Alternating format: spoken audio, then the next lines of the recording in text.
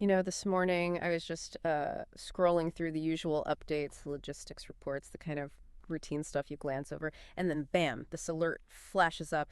Operations completely stopped at a major oil pumping station. But here's the thing. It wasn't anywhere near the fighting, not even close. Deep inside Russia, the Chuvach Republic.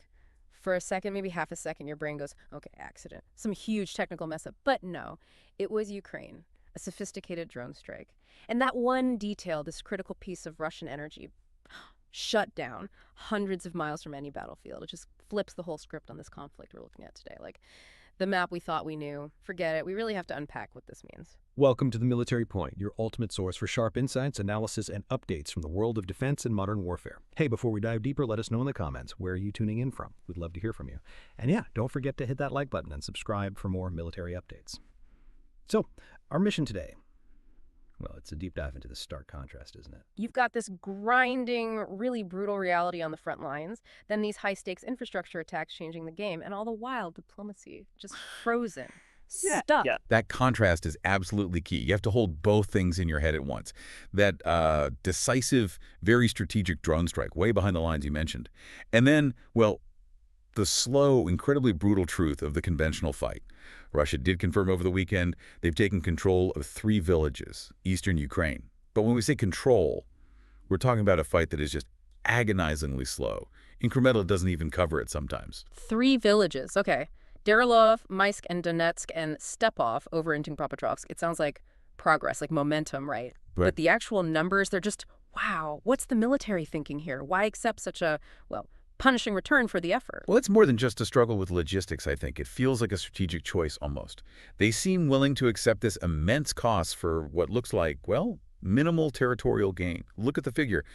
Since the start of the year, Russia has seized only about 0.8% of Ukraine's total territory. 0.8%. That's tiny. It is.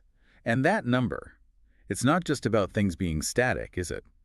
It suggests that the real center of this war, the critical point, has shifted, maybe permanently, away from just grabbing land and more towards economic endurance. Who can last longer? And reports from those villages you mentioned, they consistently describe just widespread destruction. Few people left, hardly any buildings intact. They're literally fighting over ruins. That paints a really devastating picture. Just ruins. So, okay, if you're Ukraine and you're facing this grind, this war of attrition where every inch costs so much, you have to find another way, right? An asymmetrical approach. You can't just win the slugfest on the ground straight away. Exactly. That's the core of asymmetrical thinking here. You accept, maybe, that you can't win the trench warfare everywhere right now. So you bypass it. You go around the front lines entirely, and you hit the opponent where it really hurts their wallet, their logistics, hundreds of miles away. And that brings us right back to that drone attack you started with, the one on the Chuvach Republic oil station. That's the strategy in action. Ah, I see. So it's not just about hitting back like tit for tat on the battlefield. It's a calculated move, a cold, logical effort to cut off the money, the energy revenues that are actually funding the whole Russian war machine.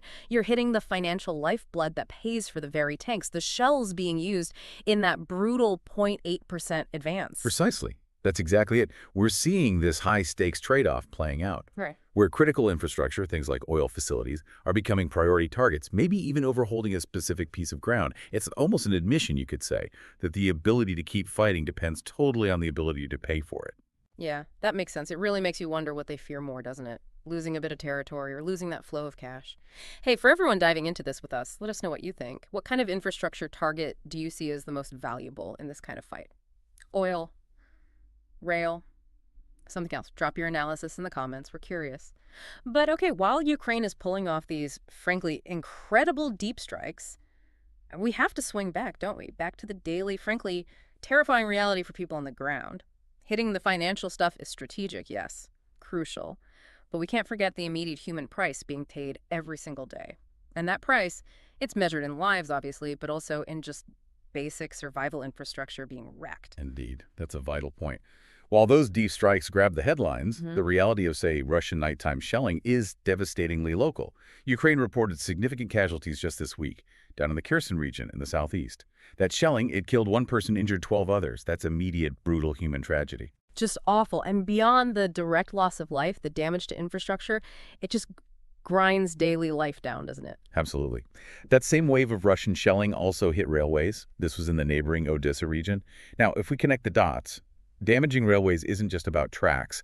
It's an attack on the basic movement within the country. It cripples the ability to move goods, vital medical supplies, humanitarian aid. Railway damage translates directly into making daily survival harder, and it limits Ukraine's ability to shift its own crucial resources around. So you've got this tension, these tiny bloody steps forward on the front line, met by these incredibly effective strategic deep strikes against energy targets.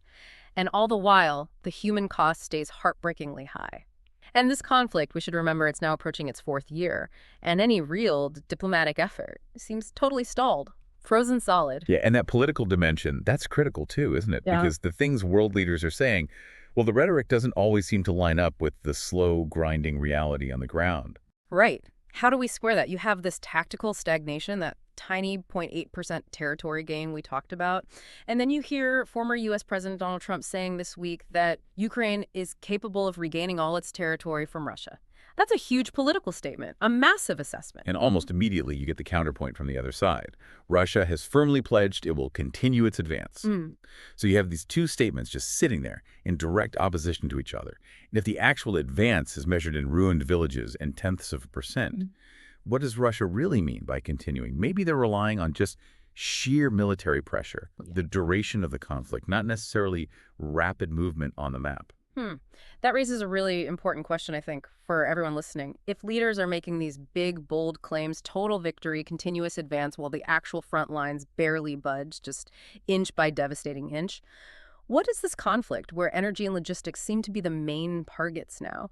What does it signal for other global security threats? Well, it forces us all to rethink what leverage even means, doesn't it? And what capability means. These strategic strikes on infrastructure, they show that you can have a massive impact, create huge leverage, without necessarily occupying territory in the traditional sense.